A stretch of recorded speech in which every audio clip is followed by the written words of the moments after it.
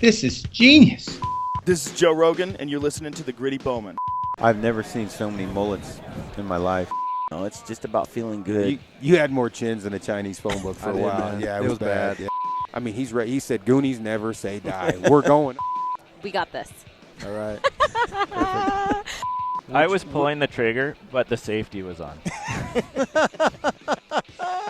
I just Randy Black Eagle. That's it. Boom. That's my. That's how we roll. Just drop the mic and walk away.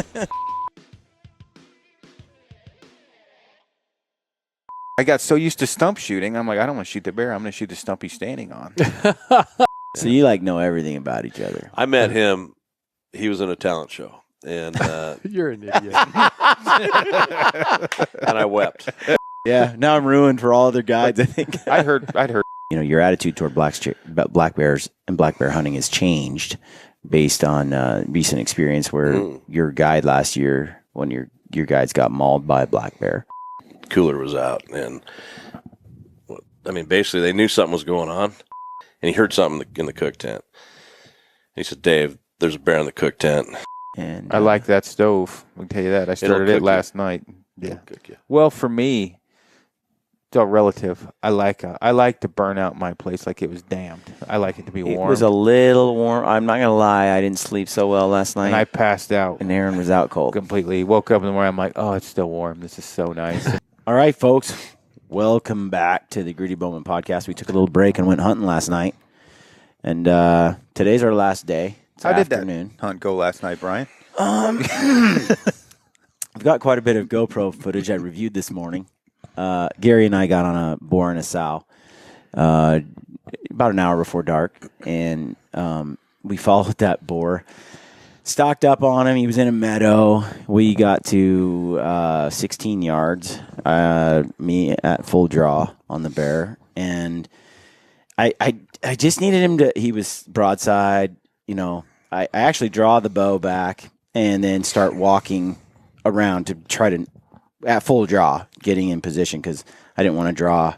I drew behind the bushes and then was moving out at full draw, you know, into an opening. I got an opening. The bear was broadside, 16 yards. Had it.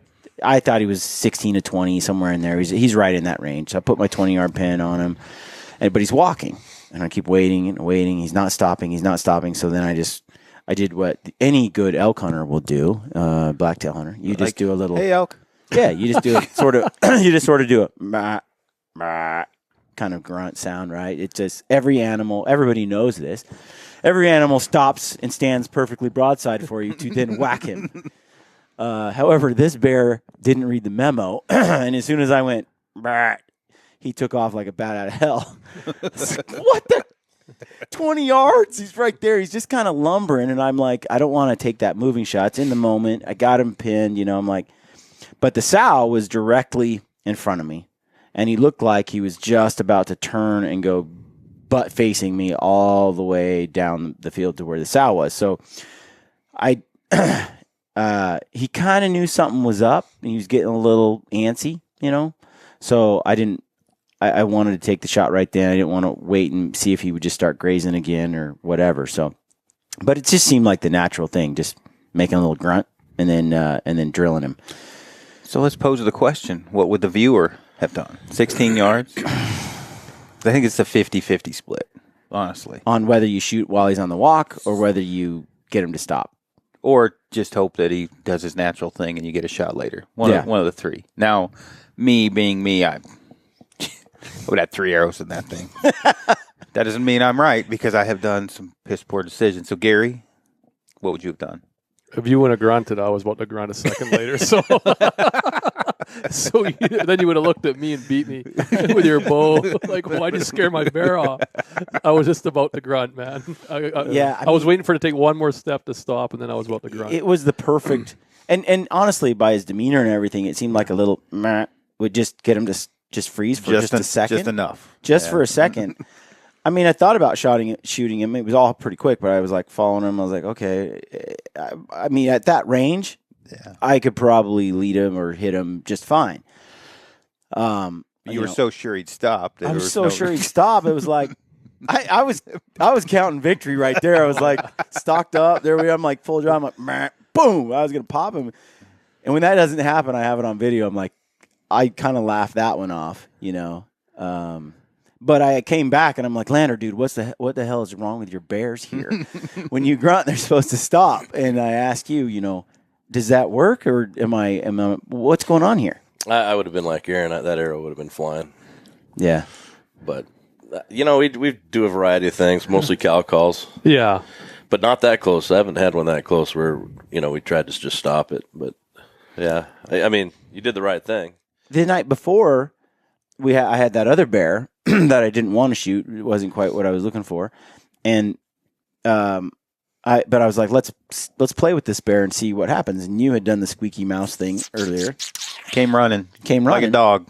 So I'm like, I wonder what this bear will do. I'm like, dude, turn and booked it.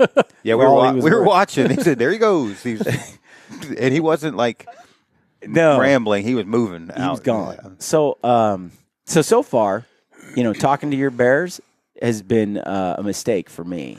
Well, you got within 50 again. He just wouldn't stop moving. Yeah, Gary and I got on the bear. We kept stalking. He didn't go very far, and then he stopped and started feeding again. He's probably like, "Hey, anybody see that whitetail?" Which is kind of he never ran like he ran a good 50 yards with his butt to us, and then stopped and started eating again. When nothing was chasing him or anything, he just sort of chilled, and then they started moving their way. So Gary and I ran down the field, got in front of him, shadowed him for 15, 20 minutes, and the sow was on to us from the start. She just kept pinning us and looking at us. The boar never looked up, never looked back, never cared. And then when she got antsy, he didn't seem to care too much. He just kept lumbering along. She was tagging along from behind, kind of following him. He didn't seem to have any interest in her at all. So we ran down, and I got on the bear again, got him to stop. It was a 50-yard shot. It would be feeling good to me. He stopped broadside. These guys have a 40-yard minimum. Yep. So obviously that's a thing that last 10 can suck to get in. Yeah. So I was like, well, do I shoot 50 yards? Do I not? The bear's perfectly broadside. I got a clear opening. I've been shooting out here. 50 yards is a good shot for me. But I'm like, if he gives me a really long time to settle and the shot feels really good, I'll take it. And he stood there and I was taking my time. He just didn't give me enough time before he turned and kind of shuffled off. See, they spend their time every day, all day, worrying about primarily, grizzlies are the main one. So any noise that startles them right there sends them flying, usually. Yeah. I mean, that's pretty close. And then, a lot of these bears will tree. The real big boars won't. But if they don't know what you are, they'll stand up against a tree and they'll look at you and identify what you are and then come down and go. But that's probably what he's been looking over his shoulder his whole life and probably has gotten his tail kicked because all the big boars here have big cuts, big scars. So as soon as he heard this sound, he just was like, let's get some distance and then reevaluate. Mm-hmm. And I'm used to, just making a little sound like that and having them just freeze just for a second, just be like, what was that? But these bears don't seem to. Gary's the same way. If I startle Gary's just like, whatever. I will say for bear behavior, which is one of the three things we were going to talk about, which is long range shooting, but a bear is the only animal for a long range that runs immediately after the shot. Like you can shoot, I've seen goats, sheep, mule deer, and elk. With a miss, someone won't even get out of their bed. Someone might stand up.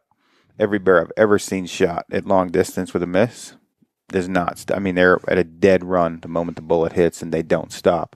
Completely different than any other animal I've seen on a miss, where they just kind of look around and there's no follow-up shots on a black bear. Yeah, thinking about it throughout the night because it haunts you, right? It's like I slept fine. At 16 yards, it was a pretty easy shot to make, even with the boar slowly kind of lumbering.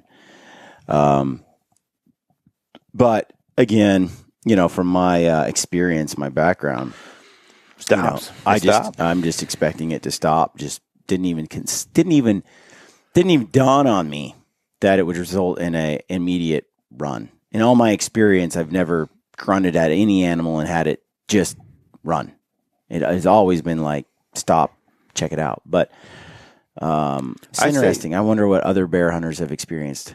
I'd say, yeah, it'll be interesting to see what people comment on. Yeah. Now, of course, this is with a stick bow, and I've been practicing up close walking targets because it seems with a stick bow, when you get that close, generally it might be feeding to you, and it may not be like a frontal shot that you want to take, so you have to wait, make sure it's right there. Yeah. And I would be nervous.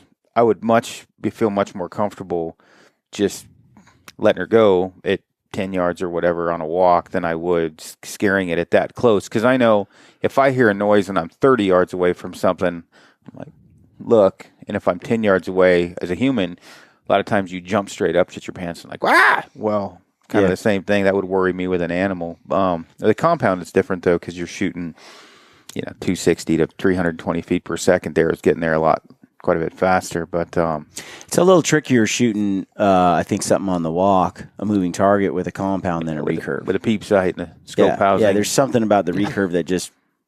Danny Klum, he commented on it. He hated the compound when he got it because he couldn't. He would be looking. He'd be able to see his full field of view to shoot a bull, and he kept doing this. He said that big bull came in. It was a huge 370 bull, 360. And he didn't get a shot off because he couldn't see if his arrow would clear because he wasn't used to looking through a peep sight and scope housing. So bear got away. Yeah, but it would have been Good the peak bear. of the rut, and you would have done the same thing. That bear would have stopped and given you the business.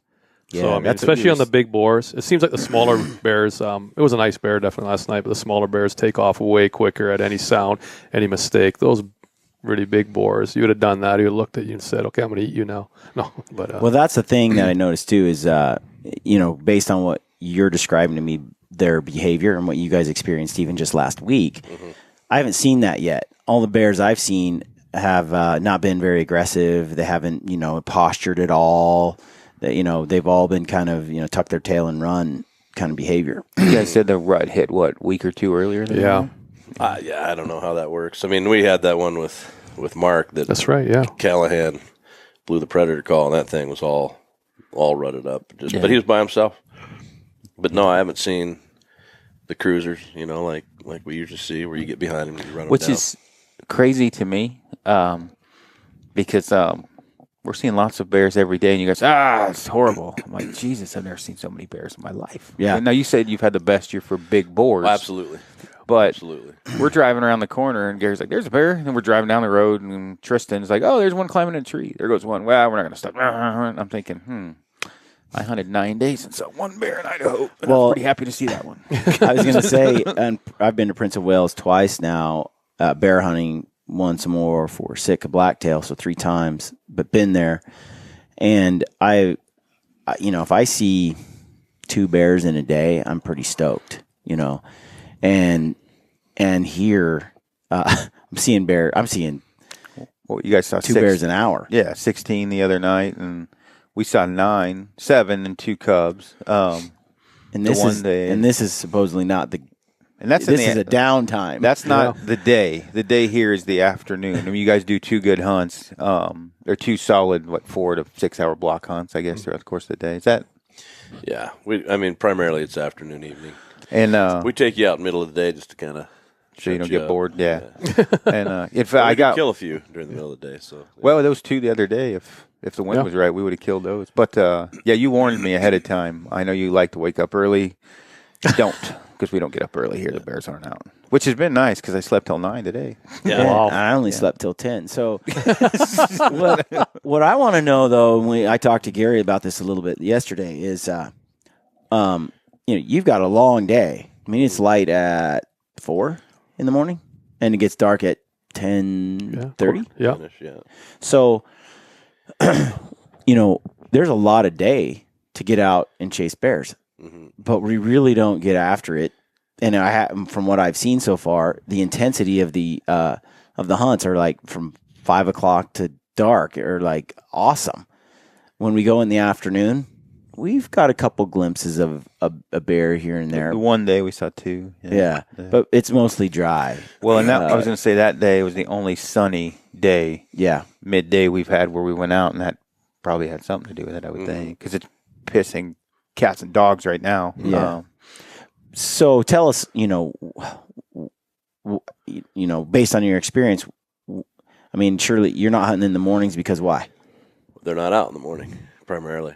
And that's with cameras set up and watching fields, and in the early years, trying to figure it out for ourselves and getting up at daybreak and going out there and literally seeing nothing in the mornings. And whether I work for Jeff or other outfitters, it's just more or less the same deal. I'm not saying it can't happen, but the other thing we do behind that is if we got really good areas where we just know because of cameras set up and scouting, that bears are coming out in the evening. A lot of those big boars just bed off these fields and these logging roads off the side. So if I take you in an afternoon, an early morning where he might just pop out for a sec to feed and go back in, we're setting the whole area up, and they're not dumb.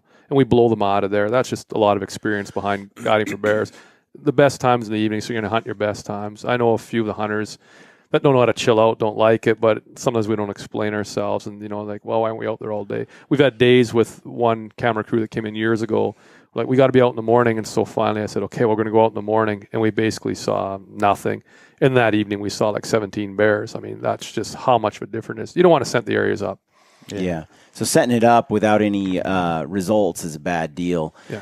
What about also like they're just, I would think, because I like to conserve my energy, that, you're getting in here at 10 o'clock and you're eating after you've been done chasing bears, or 10:30, 11 if you get something, and getting up at 4 or, 5, 6 in the morning. That's a little rough on this old boy. Well, I mean, these things are, and they're the same way.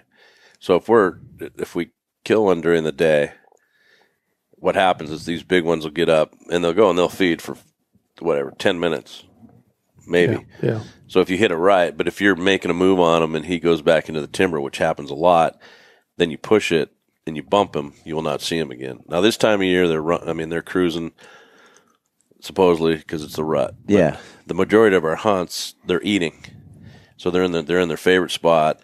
The best spot, the big boars are, and you just don't want to bump them out of there. The wind's more consistent in the afternoon, so it seems like up here, like everywhere else. Or the evening? Yesterday I was, in the evening. Yesterday, like, I didn't get a good constant wind where we were until 30 minutes before dark. Mm-hmm. And my wind blew in every different direction, so I'm pretty sure I wasn't going to see anything, where I would have been better off to. Usually you said the wind is consistent up there at that time, but Yeah. I would have been better off the last 30 minutes rather than 7 hours because it blew in like elk hunting, blew in every direction known to man. And what happens is you hit, like, during the middle of the day, which we've done the last 2 weeks. We go into places that are notoriously awesome. There's a lot of bear crap on the ground, whatever. But you go through there and you come back home. It's like, well, we've already been through there. And a lot of times we don't go back to that spot. We go to a different spot that night when, we should be hitting it at prime time when Right, they're out yeah. cruising. So it's I don't know if you do that, but sometimes it's like, I don't want to go back up there. I want to go somewhere different. Yeah. Whatever. Change it up. And you were saying, Brian, the days are so long. When we used to hunt a lot longer, honestly, like anything, most of the hunters lose focus then. And then all of a sudden when we got to get it done, especially in the bow hunts, the guy's half asleep because we've been out there either hiking or driving for 10 hours and then when they got to get it done, they're not focused and really sharp on it. So we just learned for us here and for other outfitters I've worked for, it's kind of the best technique. A lot of outfitters actually won't even, they'll tell you, we're only hunting, whether we're here, we can't bait, but another place where you can bait, you're just sitting on your baits in the evening, or we're just going out for the evening for 4 or 5 hours and that's it. That's just the best time. So tell us about the behavior of the bears. And you were saying yesterday about how, your attitude toward black bears and black bear hunting has changed based on recent experience where your guide last year, when your guides got mauled by a black bear. Mm-hmm. So tell us about that experience and the mauling and then share with us, your thoughts on it now that you've had that happen. Yeah. Well, this was it was October, and we had a moose camp, and I had 4 people in moose camp. Anyway, I had to leave to go to Alberta, and Paul and Dave, 2 days after I was there? Mm-hmm. Anyway, they had their sons down there, and they're hunting, and basically float the river. And so they went back in. We left on a Tuesday. Yeah, we left Tuesday, then went back Wednesday. They had drawn 2 tags in their group, killed 1 bull, took it back to Prince George. So they weren't there Thursday, came back Friday, and when they came into camp, one of the coolers was pulled out of the cook tent. So the way that the tents were, it was like the cook tent and the sleeping tent, and then a kind of a common area in the middle. And so that cooler was out. And, I mean, basically they knew something was going on. So they went to bed that night. Everyone was asleep except for Dave. No, Paul was awake, and he heard something in the cook tent. He said, Dave, there's a bear in the cook tent. And in that amount of time, that black bear was in that tent and on top of him. So he went right through the front door of the You know, tent. most wall tents, the zippers break after the first year. Yeah. Well, that was one of them. And it was a huge wall tent. So the bear came through. It was a 390-pound boar black bear, healthy, according to Fish and Wildlife. So the bear grabbed a hold of Paul's leg and was ragdolling him. And he was yelling and screaming. And then Dave was on the other side. Not, you know, I might not get it perfect. Yeah. It's very perfect. But anyway, so the bear was working his way up. Paul's leg, his calf was, the pictures are pretty brutal. And Dave had his gun, and I guess it wasn't loaded. He put 2 shells in it, went over there, and then he shot the bear fairly close on top of him. But he didn't want to have the angle going into Dave or Paul's head. So from what I understand, he went parallel, shot through. But the way that Paul had a hold of the bear, with his arms around it. yeah, the bullet went through and took this elbow out. His left, I think it's his left elbow. And so now he can't, and he's screaming about being hit. And then I think he shot him again. By that time, the bear was to his shoulder and getting towards his neck, which is how they kill you, Right. or finish you, I should say. And so after he was shot, he went over under the one son's cot.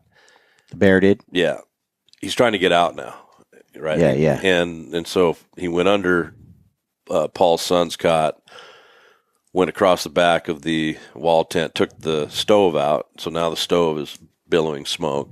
Went on top of Dave's son in his cot, and they're underneath their sleeping bags, and then went the other side and eventually went out. Well, Dave didn't have any more shells. Went out into the other tent where there was 2 other guys in there. Came out of there, and now he's laboring. So he came by, and Dave was watching him. He just kind of walked by and went back into the tent that he originally had mauled Paul in, and I think it was Dave's son had the defender and shot the bear twice. He was dying. Yeah. And then it was, you guys have been down there to the very bottom end of that road. Yep. That's a long ways out. Yeah. What is that? Probably Hour and a half to get, probably to get to the main road down here. About 50 miles from here. Yeah. and probably, 4,500 feet in elevation, 4,000? I wouldn't say that much, but a road that's pretty brutal. you Yeah. know. And so they called on the sat phone, couldn't get out at first. So I think Dave and Paul, they took off. They left the boys with their 2 friends, and they started driving, and he was starting to go into shock a little bit. But the way that the bullet hit, there wasn't a lot of arteries that were, it wasn't like it was just pouring out. Yeah. And so every time he'd hit the bump, or a bump, it would kind of snap, fall out of it, and he'd scream, Yeah. But he's got a really good sense of humor. Yeah. So he's like, "You're doing this on purpose so I don't go into shock or whatever." And so, yeah, the ambulance, and they met him down at the main road and got him in. And it was weird because I was in Calgary waiting for Lana to fly back in, and then I had mule deer hunts the next day. And I had a call from a good friend of Gary and I's, Jared, and he says, "Where are you?" I said, I'm in Calgary. He goes, "Did you hear about the bear mauling on the Lower Torpy?" Oh, I bet your pants then. Yeah. I hung up immediately. Immediately your heart goes up, and so I called Paul. Somebody answered his phone, and he's in the Emergency. he's or in the hospital. intensive care. And I hear the doctor talking to him about amputation, Yeah. and him saying something like, "No." I'm like, "Oh my gosh." Well, I'd quit Copenhagen 8 months before I drove straight to 7-Eleven, bought 2 cans, loaded my lip up, went off the rails for about 2 weeks with that. But anyway, now they're it was a lot of surgeries and stuff, and he's I just saw him last week. He's doing better, but his leg is, they pulled a huge thing of skin off his lat, his Yeah. lat, and but his arm is still really messed up. So, but we take these things. I know I do. We get out to check stuff, and I don't take a gun. You didn't have a gun yesterday. It's just the way we kind of, and we've had hunters and ourselves charged by big black bears. That's part of our deal during the rut, is to woof at them, aggravate them, think we're moving in, so they come charging out. And we've had a few that have been very, very close that we've had to shoot frontal, and that were a few steps away from dropping and coming right at you. We had one hunter that was charged to the point where Brad had it where he could hit it in the head with an arrow. He's yelling at it. You know what I mean? So these things can thrash you as easy as any grizzly can, if not more so. They'll kill you and eat you. So that bear was a predatory black bear. He had a mission, and he was going to accomplish it. Most of them will come in, whatever, 99% of them will leave you alone. Sometimes if they're malnourished, they'll take risks, but most of the time a big mature bear like that will not do that. Yeah. So, it'll never probably happen to him again, but now, but he wants to guide again this year, which is wild. What is that? How does that change how you hunt now? I mean, have you changed? You were saying yesterday your behavior's a little different now. I haven't gone, like, you'll see these big ones on the side of the road and they go into the timber. Usually I would pile through there woofing, just, coming through there, making sure my hunter's behind me as I'm running through. Well, it's real thick until you come into the understory, and then, hopefully there they are. I don't do that now. Probably not smart. No. No, but we've done it 100 times and been charged, quite a few times when you do that. But it's a great way. They don't like it. Yeah. And they're aggressive and they're arrogant, and that's how they get killed. But that's how I'm going to get killed one day if I keep doing it. I mean, that's how you were saying too, that these big mature boars, they're arrogant. Mm-hmm. So you tap into that and you can get a response. You can get them to. They're cocky. Yeah. Just like a bull elk, when you get in that magic zone and bugle at them, they come charging and kick your butt. Same principle. Yeah. Not that I know that, because we don't have bears like up here down there. Like if I saw a bear and I thought, the first thing, like, I'm going to huff at this bear, I'm like, I'm not going to do anything. I'm just so happy I've seen it. Well, it's funny because you'll see, big, whatever, for Gary's probably the same way. You see black bears and it's like, that's cool. But you see a grizzly, for me, mostly if he's close, my heart rate changes immediately. Yeah. Everything changes for me when I see those big grizzlies. Yeah. So back on point here. So that was, we're, talking about bear behavior, how it's changed you, the guy getting attacked. We've also touched on, obviously, driving around for miles and miles and glassing. What are your thoughts on ballistic turrets? Because, I already know your thoughts on, but with you guys, 150 yards or closer is relatively easy here, and it's thicker than the jungle out there anyway. What are your experiences on ballistic turrets and how it's changing, potentially changing what kind of happens in maybe the demeanor of a hunter when he shows up, to where maybe he might have some different ideas, like, hey, I just went to this and this school, or I know what I'm doing, I'm good out to 1,000. Does that scare the living shit out of you? I'll let Gary, I'm Yeah. not a gun guy, Gary. That's right. Jeff's the bow guy. From all the guiding I've done everywhere, and like a lot of sheep hunts and all that stuff, you asked me a question earlier. What has technology done for bows or guns? In a lot of cases, of course, it's made it better. It's made it faster. It's made kills cleaner, a lot more efficient. With that said, though, you can start complicating things where it's not simple anymore. And so the purity of hunting when you sneak in, and realistically in a lot of stock, especially when you're on the ground and you're getting in close, you only have seconds to shoot. And for anybody who's hunted a lot, that's all you need is a few seconds. But if you start messing with stuff, you've lost that opportunity to the point, and I'm just basing this on people I've guided. Then they get upset, like, well, I didn't get the shot. This didn't happen. That didn't happen. Well, you just finished playing with your turrets for 2 minutes at 100 yards when most big guns, or any gun for that matter, they're basically from 0 to 300. You got to touch them. So you don't have to touch them. So my experiences up north, and all the years I've guided with just set scopes, we try to get everybody within literally 50 to 200 yards of any animal, and then, of course, a lot closer bow hunting with a rifle. And last year alone, I've never had a miss. Never had a miss for somebody under 200 yards, ever. And last year alone, 3 guys that came in with long-range shooting guns. I mean, I eventually tagged them out. But with that said, easy misses. I mean, simple misses. I'm talking about shots at 200. Guys ask me, give me the distance. I'm going, well, why should I give you the distance? The animal's only 200 yards away.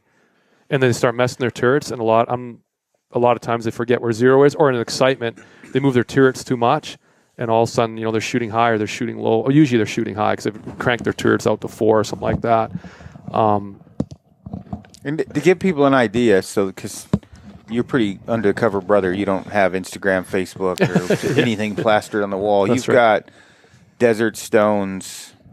You've hunted everything just about, and you've probably guided how many sheep hunts? 100, 150? Yeah, I don't know. I've lost count a long time ago. A lot. I mean, I've heard about you for a long time.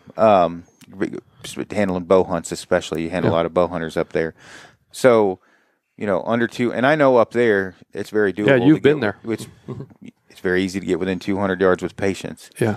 But with you can usually tell the demeanor of a shooter in the first 20 minutes of him being off the plane. Yeah. You can see the future. Yeah, and when it comes to guiding enough guys, you can definitely read. So somebody comes off and tells me, look, I'm not against long-range shooting. There's a lot of cool stuff about it, and it's pretty cool if you can do it. But with that said, most guys simply cannot do it, and they think they can, and that's just with social media, everything's on TV, because, man, it is cool. If you can shoot 1,000 yards, I mean, that's a pretty sweet deal. But they come off, and they tell me, and that's a classic one. All 3 guys told me, I've gone to this school of this and this company. And as soon as they tell me that, not all the time, most of the time I'm going, oh, crap, here we go again. Man, in the field, it's so much different if you're putting a gun on a sledge or you're anchored down off sandbags. You got that solid rest, and you got a wind reader out there. You don't even know what the wind's doing at 5. You can be on top of a ridge, and it's dead calm. And just because of the way the thermals or winds come up the side of a mountain, especially on sheep hunts, and 500 yards away, you can have a 20-mile-an-hour crosswind. So when somebody tells me that, they can shoot 1,000 yards, and they actually show me a lot of guys, they'll show me on their phone their groupings and all that. I mean, that's nice. Now, it would be cool if they could, but I'll tell you how bad it's gotten, only for me, but for a lot of the guides. I'd say 50% of the long-range shooters that come in, given an easy shot, I'm not talking, we don't do long-range shots, simple as that. I tell them no. And they might get upset with it. I said, you're not shooting 400 or 500. I think anything over 3 to me is a long-range shot. And they miss. I had 50% of my hunters miss at 200 yards and under last year. And in most cases, it was the fact because they started messing their turrets. How that can affect a bullet at 200 yards, I'm still trying to figure that one out. I don't know, because these guns shoot so flat, right? I mean, you shouldn't be moving your turrets at 200 yards. But I'm just basing that on stats alone and people I've guided. And a lot worse for a lot of my brother guides that are out there doing the same thing. They're coming back saying every long-range shooter is missing, or most of them are missing. Whereas the guy with a 3 to 9 scope set that's been shooting that same gun his whole life just gets there, and it's a done deal 99% of the time. So all the guys I saw, of course, I was only up there the 1 year. The 2 guys that could actually shoot long range, they didn't talk about it. Didn't say a word. No. Yeah. Well, and he was funny because we had a chance at a shot that was farther than would really be acceptable to Clay or anyone else, and Clay had let me know, and Ryan, like, hey, if it's there's a parameter around this guy and they can shoot. And he didn't really exceed it too much, but the guy wasn't like, in the helicopter. If we have to, I'm good to 8. He didn't say anything, and we were like, can you hit that? He's like, yeah. Sure? Yeah. He's like, I need to get a different rest, though. Like, he's very calm. And then he shot it in the heart and took a couple more bites and fell over dead. He's the only guy that didn't talk about long-range shooting. Yeah. Everyone else, Clay's like, do not let that guy shoot past 200 yards. Do not. And I'm like, okay. No problem.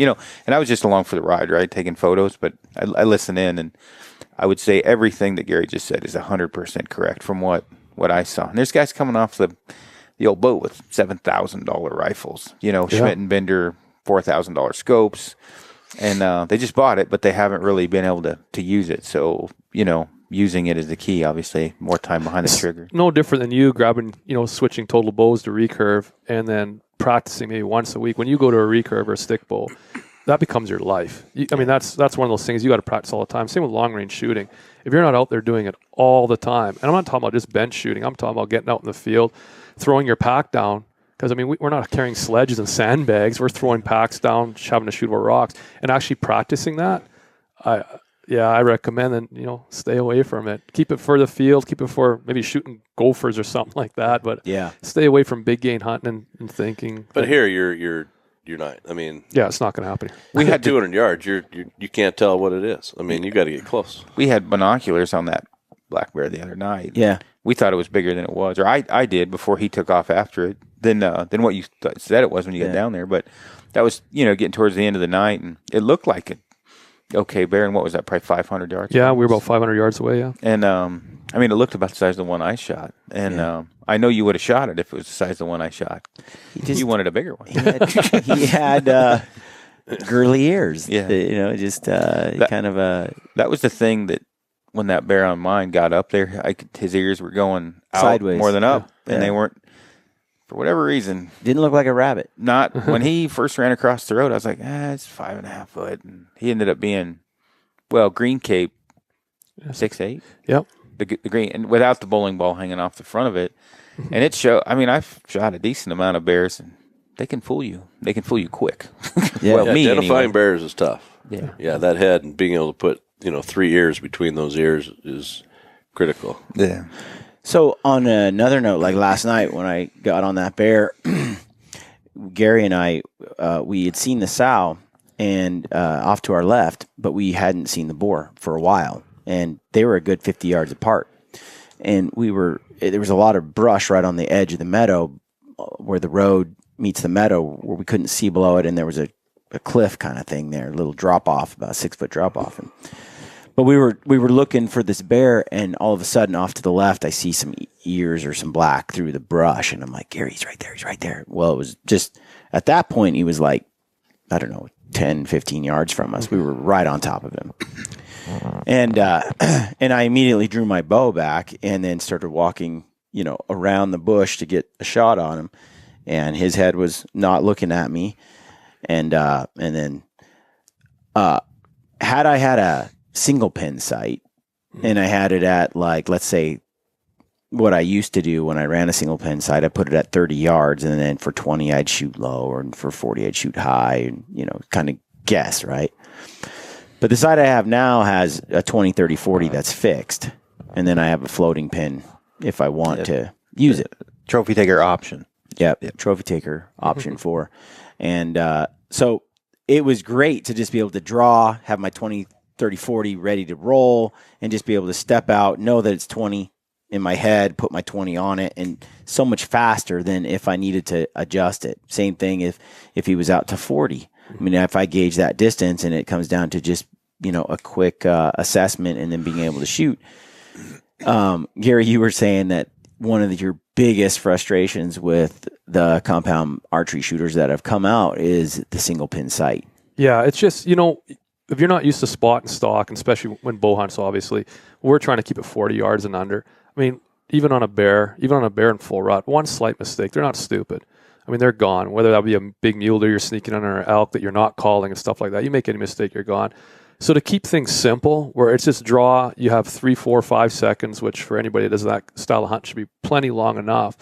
But when I saw that single pin first come into play up here, I don't know, maybe 7 years ago. Yeah. And we got to do stock after stock, and not only the movement of just ranging, because if I'm with somebody, I'll range for him, just call the distance quickly in their ear. If not, now he's ranging, now he's pulling down his bow. Now, if you've practiced that and you're super proficient on it, of course it could be awesome. But pulling down your bow, taking 5, 6, 7, 8, 9, 10 seconds, pulling your bow back up, coming to full draw, I mean, a miracle's got to happen for any animal under 40 yards to stand there looking at you.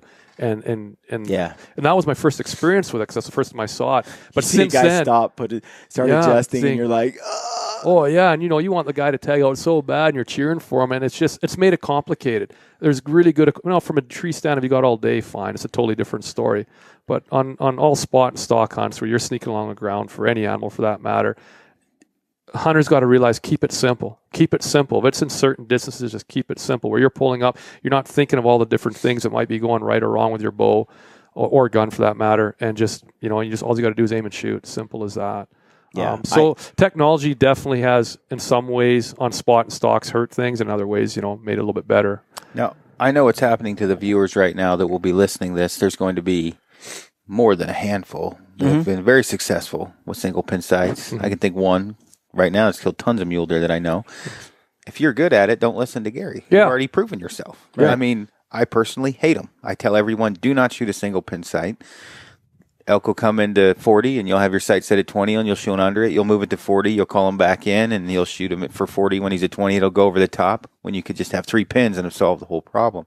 But if you're successful, you've used it forever. I have no problem. Right. But if you're a guy that, like most, watch the ATA show highlights or watch some video, and it's like, shoot a single pin sight because the guys from Full Moon Productions did it. And their first video, they actually didn't hit one animal in the lungs, but they did kill him. I'm going to shoot a single pin sight, which is exactly what I did. And then I put that thing on and I practiced with it. And you know what happened? I had an antelope at 80 and I moved it to 80, popped up the decoy and it ran to 10. And I literally was aiming at its feet, hoping I would hit it. And I had no idea whether if I just had a 10, 20, or 20, 30, 40, 50, whatever, I would have been fine. Had the same thing happen with an elk. And I'm like, this is the stupidest thing I've ever done in my life. This is for tournaments. And many successful guys shoot a single pin. But I think if you can stick with, like you, 3 to 4 pins, 5 pins, you're better off than a single. My single pin cost me multiple shot opportunities, trying to... crap. Now, I set it for 45 yards. That's exactly, I dialed it in. And then he comes in. I'm like, oh, crap, he's closer. Well, and then 30, he's like 33. Okay, to 33. Now I'm back here. And that happened multiple times. And the final one that killed me was I had a bull come in to 20 yards and I had it set, so I could just right around 30 so I could just shoot low. And I had that figured out.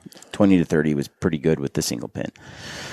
Then this bull runs out and he's quartering away and I range him and he's 50 yards. Well, now I'm completely lost. Having it set at 30 and then trying to figure out where to put it at 50, it's just too far off. And so I got to stop. I'm adjusting it and I'm pulling it up and it just took way too much time. And this bull stood there for eternity. And had I had, some fixed pins there and had it all dialed in, it wouldn't have been a problem. Why would... I'm ignorant when it comes to sights, but why would you have something like that? If you could have a pinpoint precision, you can dial it within the yard. That's the only reason. So a lot of the single pins are vertical instead of horizontal. Yeah. And so it's a little easier. The pins don't block the animal. Right. That's the sales pitch for sure. It doesn't. And I'm not saying it's a slight. There's bonus. A fraction of a difference, but it is a difference for sure. Now, I'm the odd duck that has gotten used to 7 pins, and I count down and I count up. So if it's out there, I start at my 70, and if it's close, I go up. Right.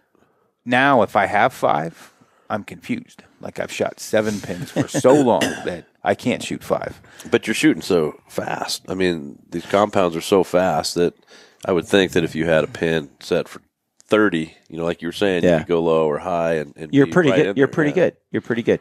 It's when you go beyond that. So if you're going 60, 70, 80, 90 yard shots, that's where the single pin really shines. Right. Under that, it doesn't. That's why I like with the sight I have now, because I got the 20, 30, 40. They're fixed. They never change. And then the other one floats, and I have it set at 50 all the time. So in essence, I have 20, 30, 40, 50. Right? But if I need to shoot 67, I can dial it exactly to 67. And which gives you a little more precision on let's say a blacktail opposed to like an elk, where the target's just a little bit smaller. That's a part 2 for our recurve, 67. I can, I was just going to say, I can tell you, getting into the trad thing, we talked about the hunt already. I don't want to get beat up by compound or trad guys, but I had a 70-yard pin, or an 80-yard pin. I had 7 pins. I had a rover on that. So my 80-yard pin became my 90, 100, 110, 20, 30. And I had 1-yard increments in between there. If you're shooting not most, in the ethical shot distance debate, what a lot of guys got on there and said you should never shoot past 50 or 60. Yep. If you stayed within those range, a single pin sight doesn't make a sense. lot of sense. If you are a guy that is going to take 75 to 110 yard shots, a single pin sight makes a lot more sense because you're not pin gapping. So with a single pin sight, if I'm shooting 106 yards, I've dialed to 106, and that pin, that 10,000th pin, is burning on that target. Where if you're pin gapping, for example, you're going between 100 and 110. and you're guessing between the 2 pins where to hold. Most people don't have that many pins, but that's an example. The other thing too, in essence, people are probably thinking, well, if you have a rover, your 80-yard pin is the same thing as having a single pin. But it's not, because a single pin is perfectly centered in your housing, where my 70-yard pin is at the bottom. And when you don't have center to center, you don't have as much perfection, as much accuracy, getting everything centered as you in comparison. So long distance shooting is where the single pin comes into play a lot. Yeah. However, with archery, most of my shots turn out to be 30 and under, and the single pin is useless. The other thing that's really bad with the single pin, and this happened to me once as well, You misset your sight. I sat there and I dialed it to, 50 yards, my last shot, right? Full draw, deer bounces off. I'm like, darn it. Set it down, and I start sneaking through the trees, after this buck. Then I get to within 25. Pull up, automatic, right? Because I'm used to shooting fixed pins that never move. This is new for me, right? Boom, pull it up. In my mind, I forget it's just a pin. You go on autopilot, put the pin on it. Well, it's set for 55 yards from that last, or 50 yards from that last shot. It's not at 20. But and I see guys do this all the time at the archery range. They're shooting 3 feet over the target because their last target, they set it for, 60 yards, and now it's a 25 yard, but they forgot to adjust their dial. So that's one of the reasons why I like this trophy taker sight, because the 3 pins pop out. So I can never, because a lot of them, the whole housing moves when you have a fixed pin and it's adjustable. Right. So you use your bottom or whatever pin is your floater pin for your yardage. Well, you can move that whole housing. You pull up on autopilot, you put, you got your 20, 30, 40, only they're not. They're all jacked up because you moved them, the whole housing earlier.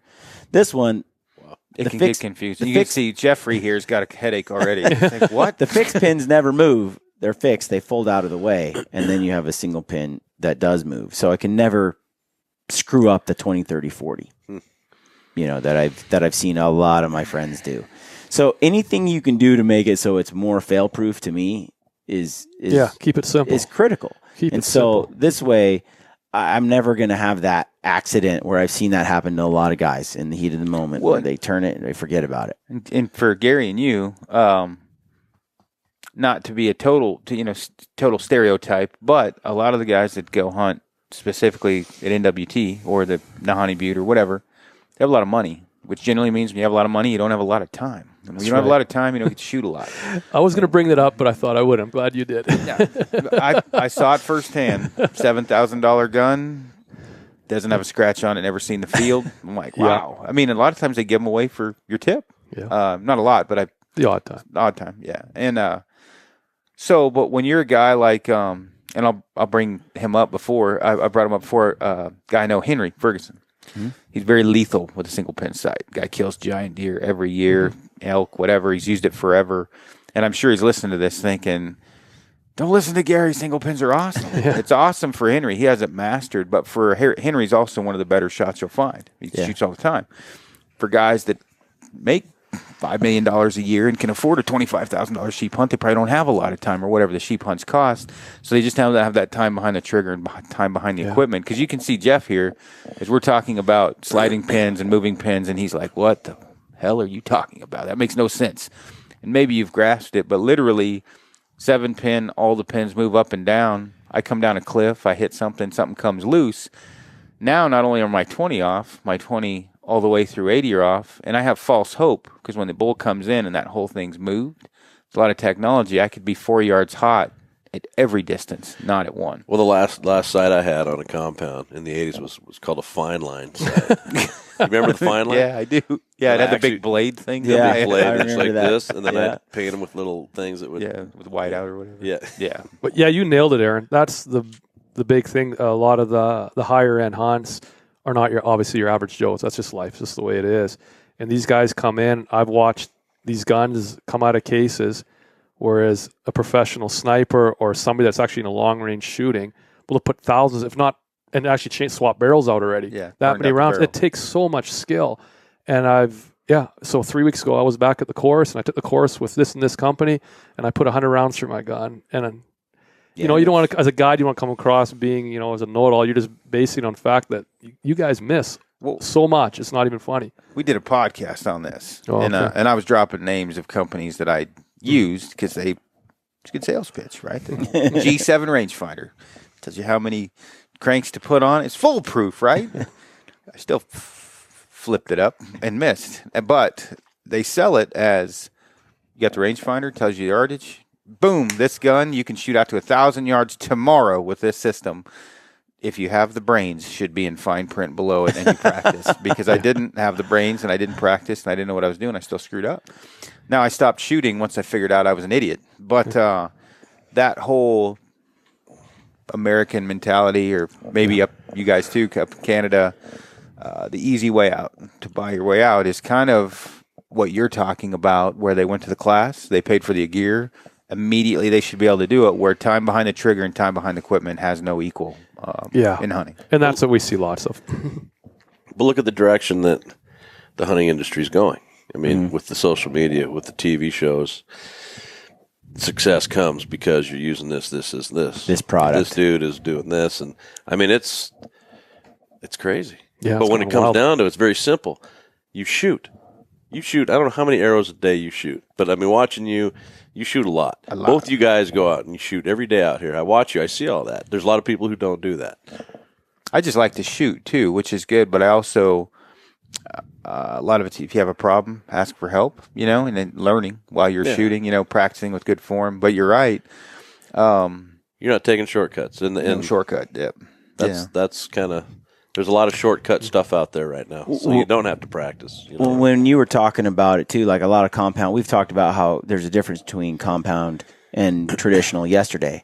Now, a traditional bow, really, you know, you've got to be, it's like your second wife, right? I mean, you get a relationship First with wife it. on some days. Sorry, Jody. And so, and so, you know, you get really familiar with it. But I would say that for me, the same is true. Like my compound's new, my Hoyt's new. Before that, I was shooting a Bowtech. And when I shot that, I was telling Gary, I shot that bow for 4 years before I just got this new Hoyt.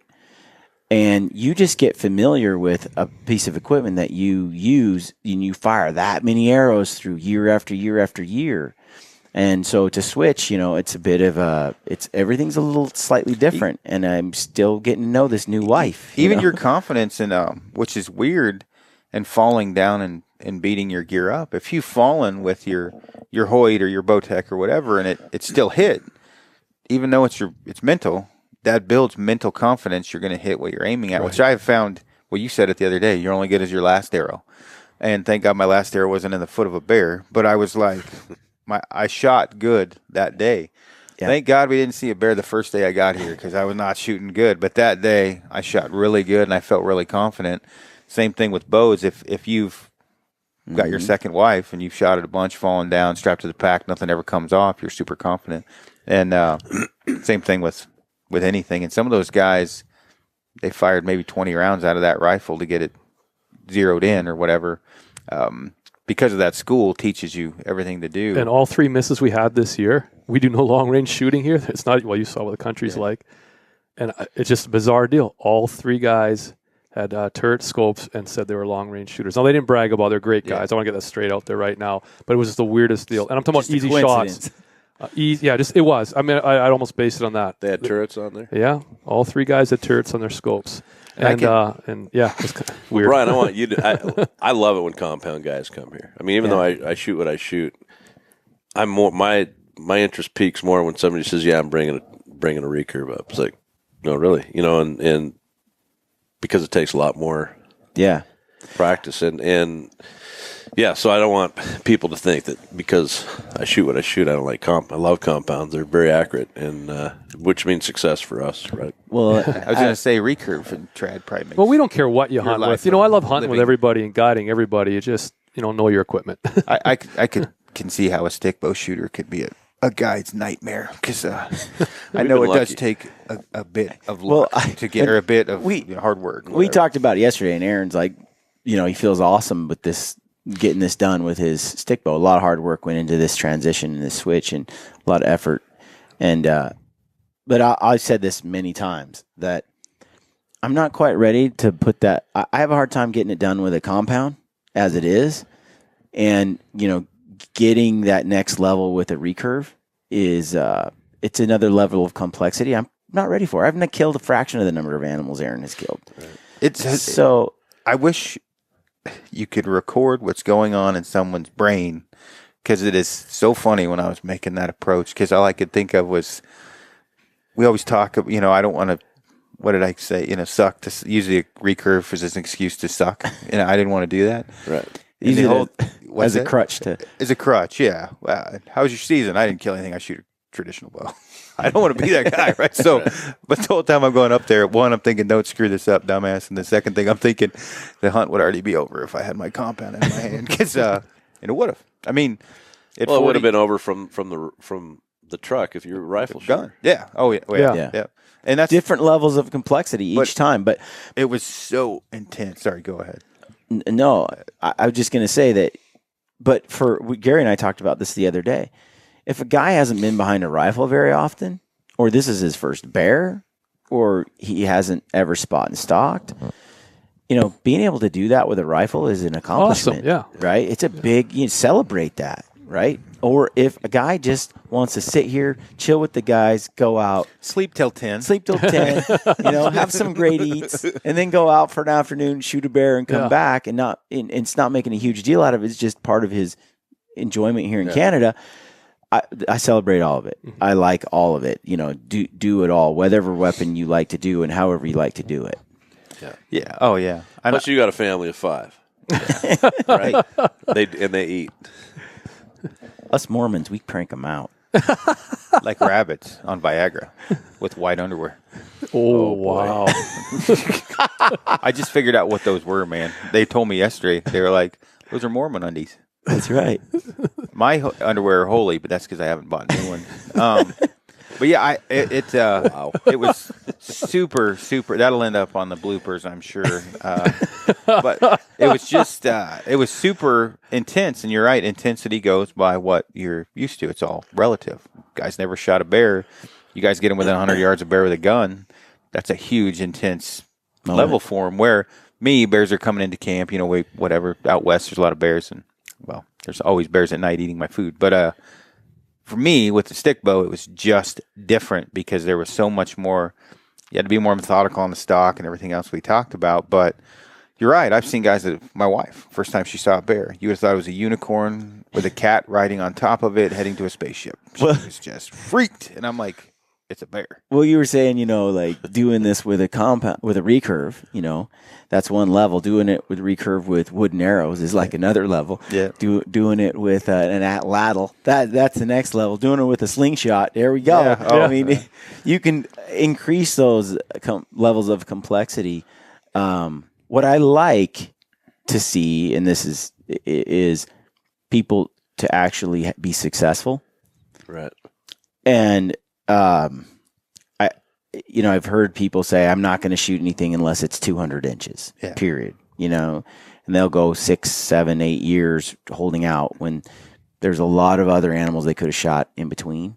I think harvesting, and I should say that may be success to them passing. I'm not judging that. Yeah. But I think in your progression as a hunter, to be able to set yourself up to succeed, starting with a rifle, graduating to a compound, graduating to a recurve. I like to see those steps because I feel like that addiction can be stronger, or that passion for hunting. What Eastman's the other day, Mike, first at the Western Hunt Expo, and what did Mike say? He's like, "What the hell happened to your first animal being a spike?" He's like, "What happened with that? First animal's going to be a 200-inch deer now?" And he's right. Yeah. I mean, when I get erratic for not being a trophy hunter anyway, and it's like, I mean, I do meet a lot of guys, and I don't want a 350 bull, but if you can help me out with a spot, if it's 300 bull, it's going to be fine. And I'm like, it would be fine for me too, actually, because I'm probably going to shoot another 5x6 that's 4.5 years old. I'm like,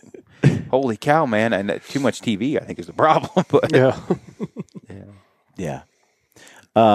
You were saying yesterday, something that I want to touch on a little bit is that stuck with me. I mentioned it to Gary as we went out last night hunting, and your success rate being with compounds around 80%. That's really high. That's especially considering how many guys I know that go to Prince of Wales. The success rates are not that high, and that's not good. even close. That's good bears. Yeah. If you guys don't shoot, you shoot pretty mature bears. And the guys in Prince of Wales, they're a lot of them are rifle hunting, you know. And I don't even know if the success rate overall is that high. And there's a lot of bears on that island. So out here, for you guys to get 80% with a compound, that's solid. Yeah. No, I mean, there's. I think these bears are custom made for bow hunting. Yeah, really. I mean, this area, you bet. I mean, you can't. The grass is so high right now that it's hard for you guys to tell that. But I mean, we've been to some fields that we've looked at. Well, when they're out there feeding and it's 6 inches tall, I mean, you see a lot of bears that you can make a move on. And I've the bears here are very stockable. That's what I've seen so far. They're quite. I can be a pretty sloppy hunter and still get in really tight. It's pretty neat. Yeah. You know. Yeah. And just the sheer number. I mean, like Gary was saying yesterday, he's like, okay, you got a stock opportunity today. You had one last night. You know, you got 2. You know, what's the average number of stocks a bow hunter gets before he's successful in your experience? wow. It's amazing sometimes how you bring in one guy who's never done a bear hunt. He's done the first day. Like the young man there a few weeks ago and a great big bear with Jeff. And then the next guy comes and it's stock after stock. You know, but if you come through, we honestly can't tell you when the peak weeks are. I wish we could. The weather's definitely changed the last 3 years up here, and this year we're a month ahead. But we're in here in the peak weeks, depending what you want to shoot too, right? I mean, you want a big bear, do you want just a bear, whatever. I mean, you can, in those peak weeks, man, you can be getting, a couple stocks a day easy, if not more. They might not work out. They might work out, but it's pretty cool. And that's what makes it a lot of fun too. It's a lot of fun sneaking up on these animals. Because I've heard guys say, Aaron, with a bow, like for elk, I've heard some stats, where it takes an average of like something like seven close calls or 8 close calls to finally get one to pan out, right? So if you hunt like typical over-the-counter Oregon for elk, usually you get gifted 1 close call. Right. So that means it's going to take 7 years, right? You know what I mean? It's like, whereas some of the other states where I've hunted, we've had 7 close calls in the same morning. And it's just, man, you can get it done when you have that many opportunities back to back. You just learn from what you did just a minute ago. You change it up for the next one, and then you make it happen. Yeah. And usually there's one week where things just kind of go, and you're like, what happened? I don't know if they're tending or what they're doing, but all of a sudden they're gone. You couldn't buy a chance for a few days. And so opportunities are there, but then there's occasionally a week where you really work your tail off just to get your couple good stocks to kill your bear. Yeah. So I mean it's not a give me by any chance. I wouldn't say from, of course, I've been here a total of 4 days. I wouldn't say it's a gimme, but for a guy coming from the lower 48, you're saying it's rougher hunting right now and you can't see. It's not a gimme, but it's certainly doable. Target rich environment. Well, and I mean, if you were bored enough and you sat in one of those burns all day, I would think eventually you would, die of blood loss from the mosquitoes, but a bear's going to come out. And loneliness, because we'd be nowhere near you. Yeah. But, Well, and that was the other thing, too, is we glassed the other day at midday and didn't see a bear. And then as we're dragging one bear out, another bear's 100 yards below the truck at the last light. So the evening is definitely better. But I mean, for you guys saying it's been rough, we've probably seen 20 bears maybe. Yeah. Like counting cubs. I mean, I'd rather see one giant boar in a day than 20 smaller ones. Yeah. But that's just me. But we had a guy the first week that disagreed with me. Yeah. I'd rather see 20. He was stoked. We're seeing little bear, the one day alone we're at 15, 16. He's loving it, but he's never been here, right? Yeah, so that's makes it cool. And I'm going, I just want to see a big one. And he did really well later on, but yeah. yeah. How many hunters do you get to have up here each year? Between 18 and, let's say 15 and 20. Yeah. 15 and 20. Yeah. The outfitter before me, he was killing 40 plus bears a year. Wow. But So- that's over 10 years ago. So So we're starting to see, after 10 years of being here, of being selective, and I mean, yeah, 95 to 98% of what we shoot are boars. Mm-hmm. We don't like the chocolate or the color phase bears. We don't shoot unless they're big. Yeah. Which is, some guys get mad about that. They want to kill them, but we don't have a lot, so we want to. And we've seen that by doing that and not killing as many as he did, every year we're killing bigger boars. yeah, Period. Management works. yeah. And who knows what's walking around up here? Yeah. I mean, Yeah. we're seeing, who knows? That's what's the cool thing, because all of a sudden you'll get one of these gorillas in the mist that just come flowing out, and you're like, where did you come from? Yeah. Like That's- Wayne's. That thing was so Yeah, huge. that thing was massive. How big was that one? Well, we'll find out. Well, he was over 7 foot, but the skull is going to be pushing Boone. Yeah, for sure. If not, and it's the body weight too. They only kind of eventually, I think, anywhere you hunt gets so long unless you get one of these freaky bears somewhere, which happens every year somewhere. But the difference is you can have a 7-footer that's 275 pounds, and you can have a 7-footer that's 450 pounds, right? And this Yeah. bear was massive. It was awesome to load it up. I mean, it took 4 big guys. It took 4 of you, 6 of me. I'm just saying, 8 of me. That's awesome. 2 of Brian and I, and, Well, and yeah. 4 of you and Aaron. Yeah. Well, now you're dropping it. I could have done it myself. But anyways. Lord. And that's when the fight started. Yeah. Hey, We're going to take a break here in a moment. As we start leg wrestling. Indian leg wrestling.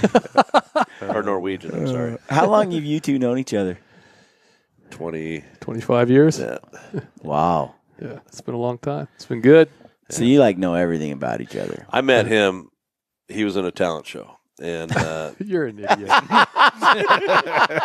and I wept. You're such a Oh, that's funny. Nailed it. Oh. Yeah, we've known each other a long time. Yeah, for sure.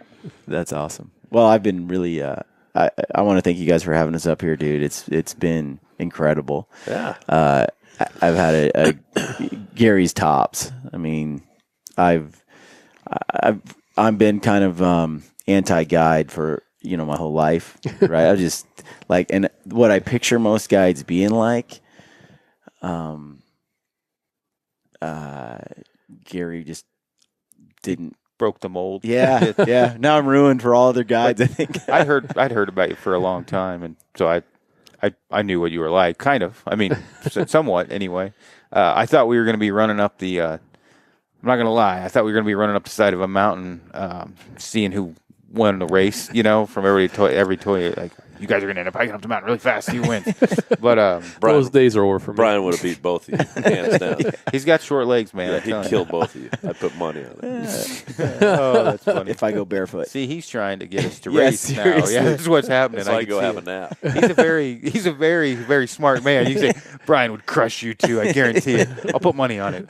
I'm gonna go sleep. I love it. Yeah, but no, it's been great. I can't say enough about it either, and especially the trad thing was amazing, and I'm glad I shot one here for my first time. It was pretty Oh, yeah. That was an honor to have you here for Yeah. your first one. That's great. You guys rock. I think a lot of guys, a lot of guides, and correct me if I'm wrong. I mean, how many of them really embrace the traditional bow hunter? Very few.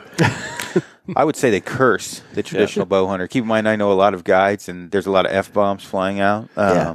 Not really, I mean, being completely candid, it is a lot more work. A lot of them can't shoot overly well, and you can get wounded animals. Mm-hmm. I mean, you guys are guides, so stop me if I'm wrong.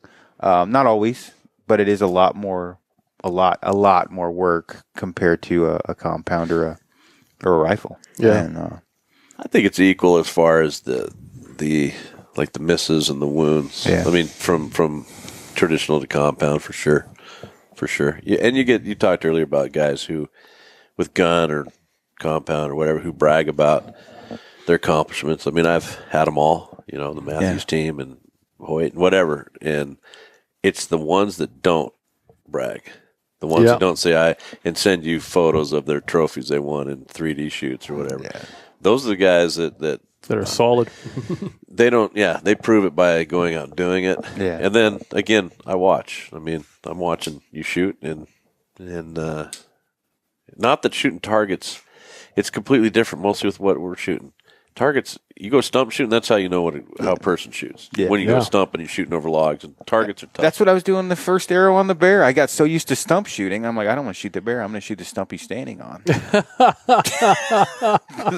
Yeah. But Brian, just so you know, you made the right decision not to shoot. Yeah. A lot of people can tell you should have shot. I would have shot. You would have shot. But seriously, you didn't want to shoot. You didn't shoot. We appreciate that. Yeah. A lot of guys shoot and then decide later. It's like, great, here we are. And you saw what the jungle's like out there. It's tough. I've hunted on Prince of Wales, and I've tracked wounded bears. One bear, we went like 250 yards to find it. Trying to track animals in this place is a nightmare. Yeah. And so for me, it's like I just want to make sure if I'm going to shoot it, it's like blacktails. I've been hunting this kind of country for my whole life, on the coast and in Oregon. And it's like I'm just more hesitant. If I'll be honest, if we were in big open Yeah, country. I'd have let it fly because I can watch that bear go for 300 yards. Of course, and you were then in a get clear back on cut him. too, weren't you? Yeah. So he would have taken, yeah. May have. I mean, he was. Clear cut there, but he was real close to cover. 50 yards Oh, to was he? cover. Oh, yeah. Yeah. Well, you got today to hunt, so No, make yeah. it work. Smash one tonight. Now, before we go, because we should wrap it up, because my camera keeps dying. And I have to pee. In fact, we're probably in blackout mode here. But Where'd that come from? I didn't push at all. Oh, yeah, right. Veins are sticking out of your forehead. Got a Van Damme face ow, going on. that's warm. That was awesome. Son of a Are you going to put that on the blooper reel? no. Wait, I'm not supposed to cross my legs. Everybody says I look like a. I'm not supposed to say. Yeah, either be of those. different. Aaron actually crosses like a lady. Oh, Is that what? It's because I I'm don't- not flexible. I don't know how enough. you do that. Wait, like this? And even closer. you mean like One time, in the very first podcast, he's like this. The very first one. Nothing wrong with that. unless your figure skating? Just looked a little funny, that's all. Was I? At Corey's shop. Yep. I'm not sure what to do. All right. I'm going. So, if a guy wants to come here and hunt, what's it cost? $3,500 for the month of May. Well, the first 3 weeks of May, and tag and license is about $200. Yep. 180 for the tag, 180 for the license, so $400. And the rut hunt, which is the last week of May, first 2 weeks of June, is $4,500. And I'm usually booked in June. I mean, June is Packed. packed usually, but yet this year some of our bigger ones were in early May. I mean, Yeah. and even the last week of April we've hunted and have killed some huge bears. So yeah. And it's 7 days, Sunday to yeah. Sunday. Come in on Sunday, leave on Sunday. If guys come in early enough on Sunday, we'll try to get them out to hunt, and I usually charge an extra for that. Yeah. And then, Aaron, what else? If you're coming here expecting like cruise-like accommodations, Right. you'd be disappointed. Yes. I like it because I can just come over and eat whatever I want. It's like hanging out at mom's house. Yeah, pretty. You know what? I would say it's like hanging out at mom's house. You've got 3 meals a day, and you can snack unless you're giving me special treatment. Pretty much, I can come over here and grab a banana or whatever I want throughout the course of the day. Targets. Sometimes you have a cook, Yeah. Lana, or one of your daughters or someone Yep. cooks. Targets out back. I really prefer this atmosphere. Not that I am an expert guided hunter, but I definitely like this atmosphere more than I do the more, 5-star accommodation one. Because then I walk in with mud on my boots. I'm scared to death someone's going to yell at me. We're here. We all just sweep in the morning. We can fart and pass gas, and it's just all kind of like I just did. Yeah, it's just Wow. feel at home. Yeah, yeah. And then your Alberta hunt for mule deer, which you don't need any help selling that one. But how much is that one? 65. All right, and that's third week of October. Second and third. Or, Yeah. You got 4 or 6 tags? 6 for that? tags. 6. And that's a 160 to 200 inch type Yes. hunt. Yeah. Yeah, that's a lot of fun. Yeah, you're already booked for 17. This will be the first time I've done anything quite like this, so I'm pretty excited. Yeah. it wasn't just you selling me on it. It was about 40 other guys selling me on it as well. Like, you have to go.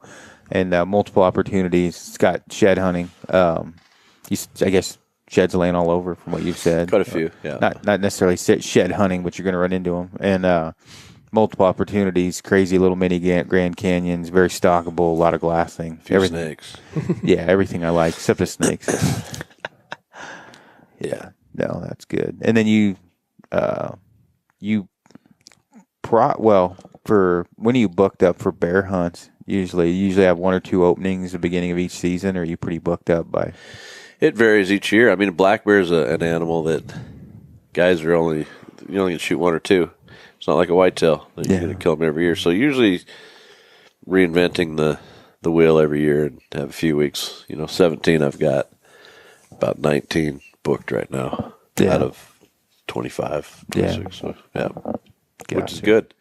Yeah. Which is good, yeah. But no, you're right. The accommodations, if you're coming here to do, have a conference with your colleagues, this isn't the place to come. This is blue collar, but you will be warm and you'll have hot water and whatever. But yeah, it's not a. We got awesome animals, but our accommodations are very. I like them. They're awesome. Yeah, I like them. Yeah, I do too. Good. That's what I think is why I like it, though. Yeah. Aaron and I got our own little shack, a little stove in it.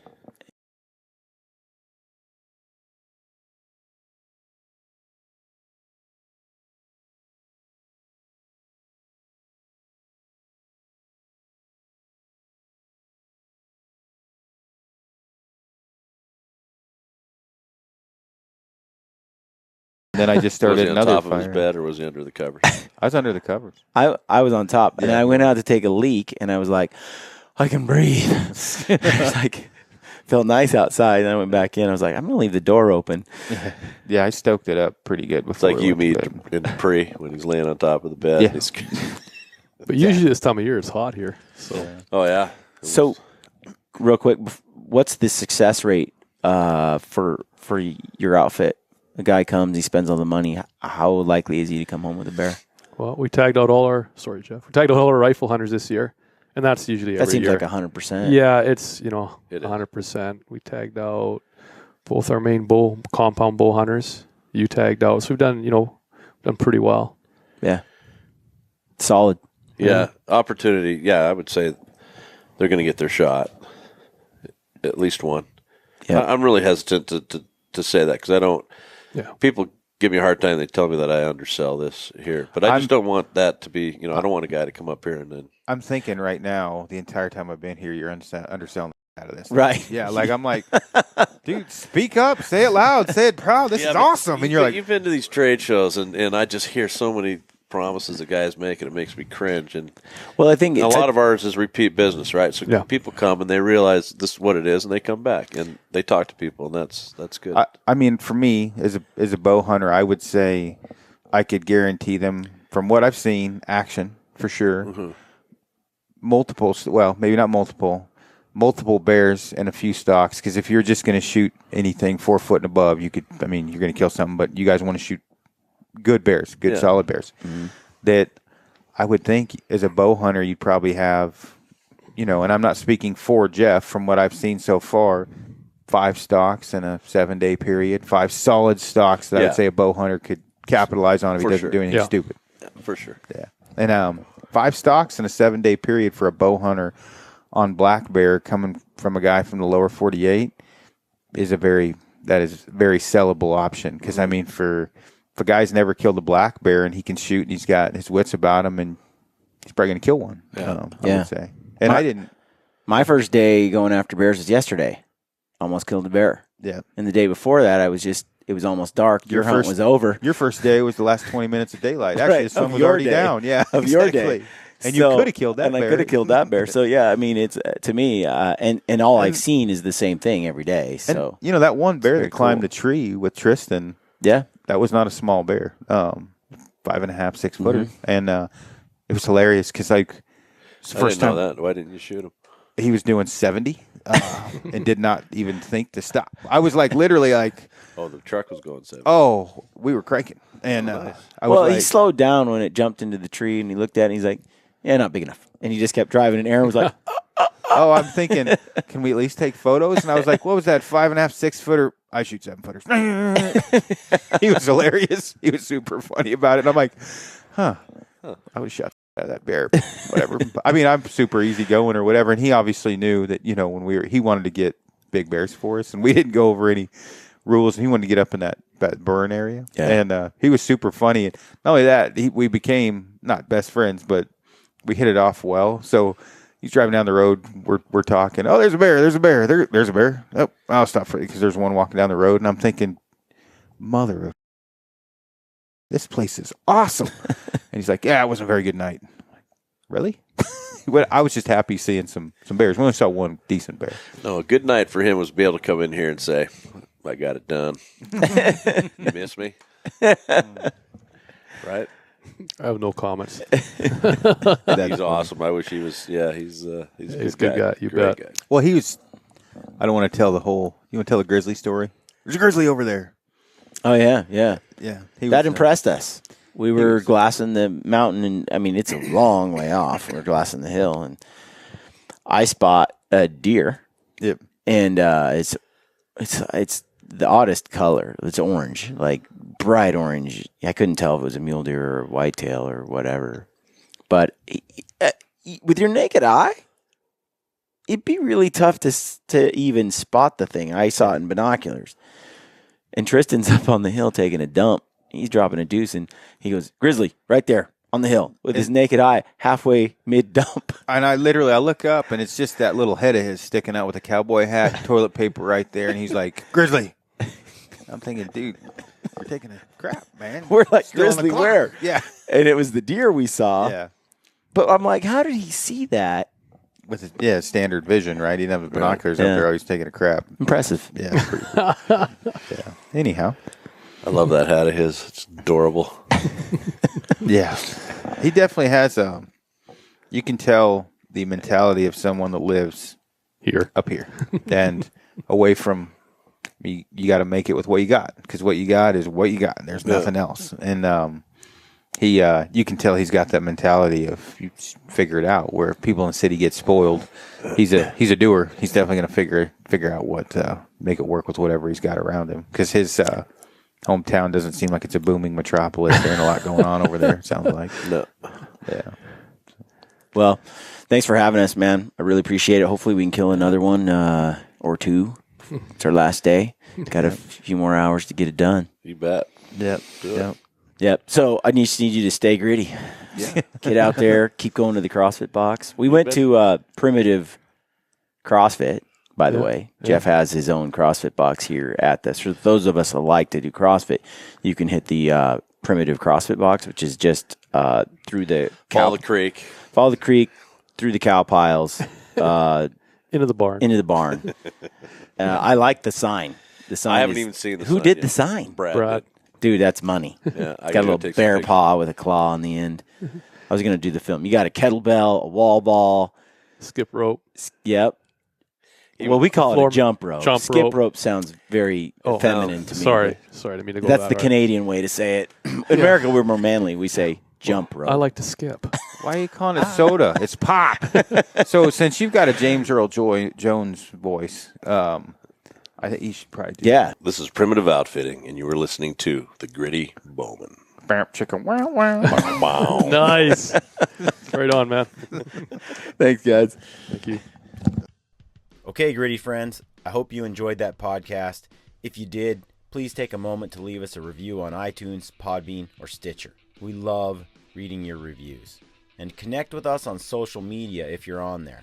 Look us up on Facebook and Instagram, and take a moment to subscribe to our YouTube channel so you can receive notifications when we upload new videos. We've got a sweet deal with Mountain Ops. You get 20% off on all Mountain Ops supplements, combo packs, and apparel when you type in the word gritty at checkout. If you're a hardcore elk hunter, or you want to be, go to the Elk 101 website online and check them out.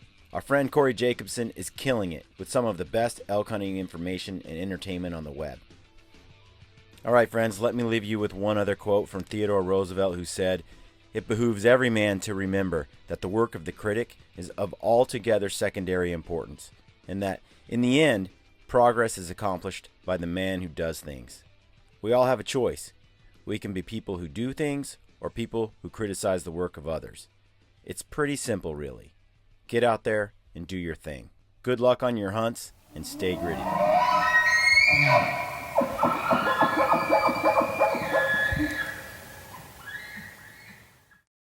This is Ty Stubblefield, and you're listening to the Gritty Bowman.